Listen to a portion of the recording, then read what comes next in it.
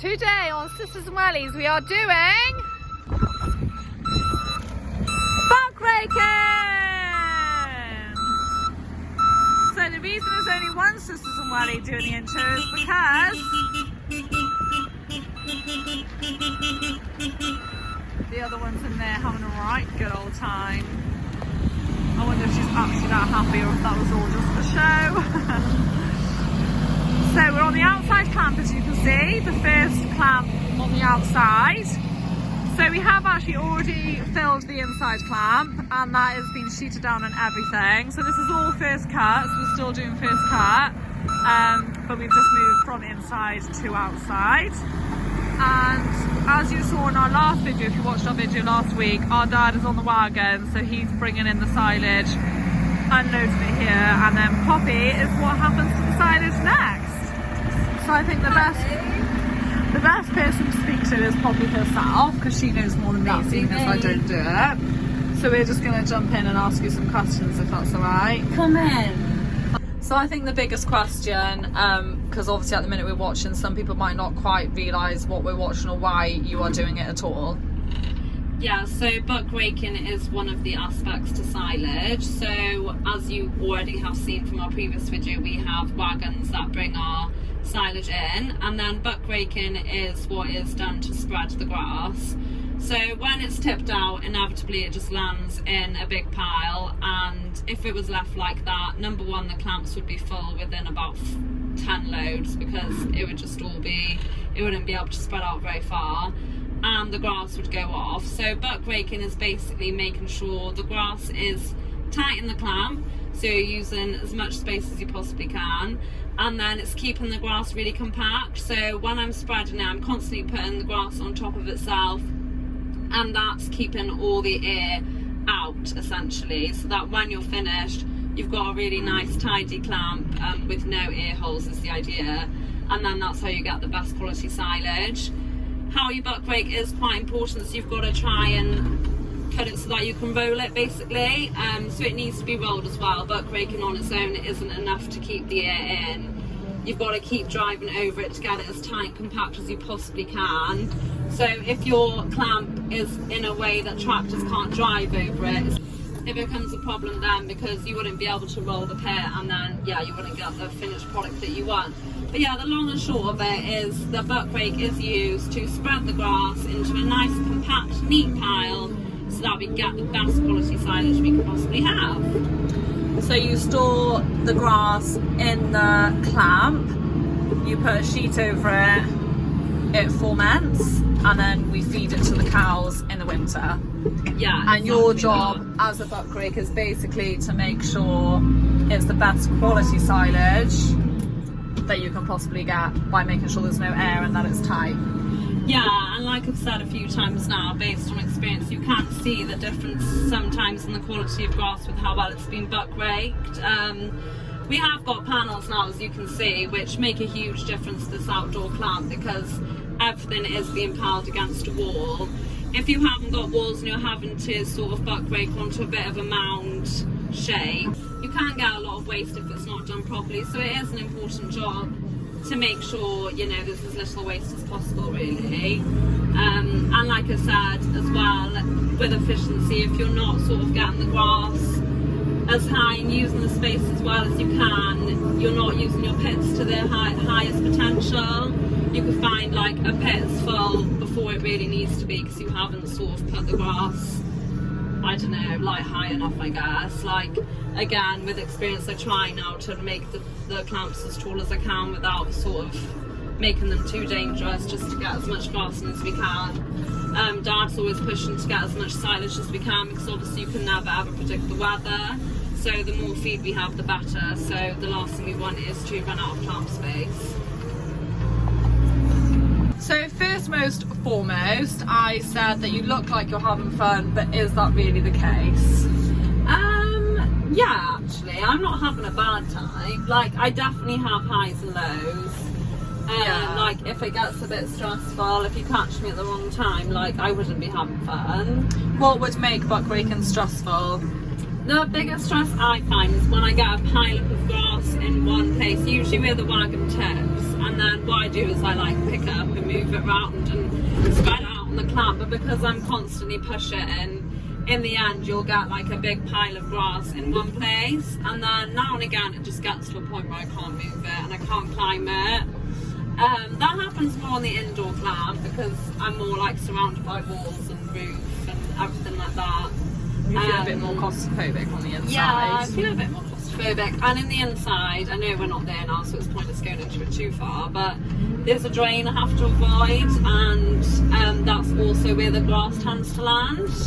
Yeah, so I usually be quite stressed at the end of that clamp. But no, if you met me, like, when did I start this? About 8 years ago.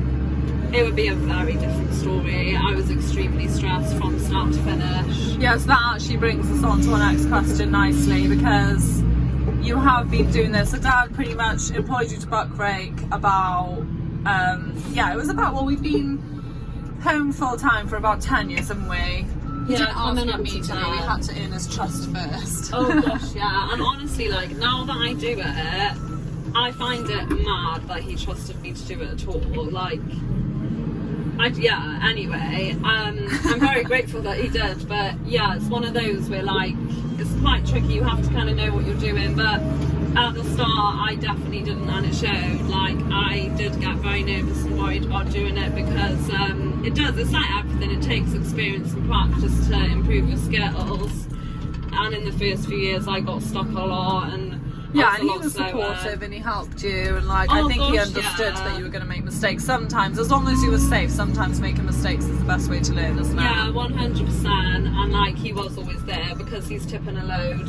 He's always there to help me if, like, when I get stuck. Like, Dad, this is what I've done this time. Yeah, he'd come back like, fine. Oh, get on this one. He did used to, I do remember that he used to ring me a bit upset, and then he'd have to come back and like get you out of situations. But to be fair, I never get phone calls off you anymore. No, I definitely I'm enjoying it more now that I kind of know what you're doing. Yeah. I tell you what makes a massive difference is this buck rake. So when I first started, we had a different buck rake. It was a lot smaller. It didn't have the push off, and the tines were a lot more flimsy, so they would actually snap and things if you got stuck on a bit of a ridge or a pothole or something. The tines would break. Whereas this buck rake, when I first saw it, I thought, oh my goodness, you have got to be joking, because it is massive and it was bigger than me, and I was like, I'm scared, I don't want to use it. And it's literally been an absolute dream. Like, it picks up probably double the amount of grass in one hit as the other one did. Yeah. And the push off system is just so good. I just use it all the time. To spread the grass and everything, and you don't really need to. I do still shake a bit when I get to the top, when I've got the little bits left, but I barely have to shake it, which is just a lot kinder on the tractor, and everything about it, like, it's basically the love of my life at this point. Making it sound that way. Because some people would think that because you're only using it, I mean, if you only do 3 cuts, for example, you'd only use a buck rake, say, 3 times. So they wouldn't think to invest in something like that, but you're saying that it was worth the investment. Yeah, 100%. Yeah, and like, are the clamps better because of it? Well, I'd like to say so. I think it's definitely improved my efficiency. I'm a lot quicker spreading it and things because of it, which instantly makes a difference. And yeah, it just makes the job so much better. So another really important thing with buck raking is my main job is to spread out the grass, but another thing I will try and do as much as I can is just roll over the pit. So if I've got time in between loads, I usually take my buck rake off, and then I will just drive up and down the clamp just to do a bit of rolling. It's nowhere near as effective as a tractor, but it's something I try and do just to keep the grass down. It also makes my job a lot easier because then I can see where parts need more grass. I'm able to fit more in, and yeah, overall you just get a lot better outcome from trying to do as much as I can. So Poppy will buck rake all day, and that is essentially all that she does. Not all that she does, but you know what I mean. So from the moment my dad goes out to get the first load, Poppy will be in the JCB buck raking. And then, as she said, in between loads, and if she's got time, she will roll the pit, and she does try to do it as she goes as well. However, when my mum's finished raking, because that's my mum's job, is she rakes the fields up for my dad, which we will go into another day. But once she's done that, she actually comes back to the pit then to help Poppy roll. So like Poppy's briefly explained, making sure that the pit is very tight and compact is such an important part of having good silage. So the best way that you can do that is by rolling, and just keep rolling, just up and down, side to side. Once we finish, we've brought the last load in. They'll have 2 tractors on the go and they'll roll for about 1 to 2 hours, just literally going up and down on the sides, back and forth, just literally trying to make it as flat as they can and as tight and compact as they can.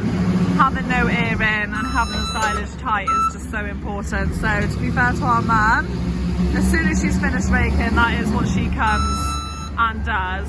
They work really well as a team, they just read each other. Sorry, it's getting quite noisy, hopefully you can still hear me. Yeah, my mum very much stays out of Poppy's way because she kind of just puts the grass out. So my mum will just go, like if she's just put the grass somewhere, she'll go to the other place, so on and so forth. Yeah, they just work well as a team. They kind of just read each other, but communication is quite important because obviously the last thing you want is those two bumping into each other. So communication, and then it's a lot quicker if Poppy can have help. Get someone on the clamp just to roll it is a massive help. We have spoken to our mum in previous videos about rolling. I think it's her favourite job, but she doesn't mind it and she's very, very good at it. So yeah, can't really, we'd be lost without her, let's put it that way. So yeah, I think what she's doing now is the hardest part, is trying to get the sides, because getting the sides is like so important, but also quite difficult to get the tractor on the side. And obviously the last thing you want is a massive drop the other side of that wall, so that's definitely what we don't want, is her going over the edge. So that's where a bit of experience comes in.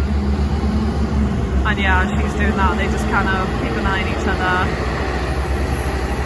And as I said, Poppy will just continually buck rake, so it's quite handy having my mum there rolling as she bucks rake, because then when the next load comes, the bit my mum's working on will be ready for more grass, so Poppy will essentially be able to fit more grass in because my mum's been compacting it as she goes. So yeah, it's very handy.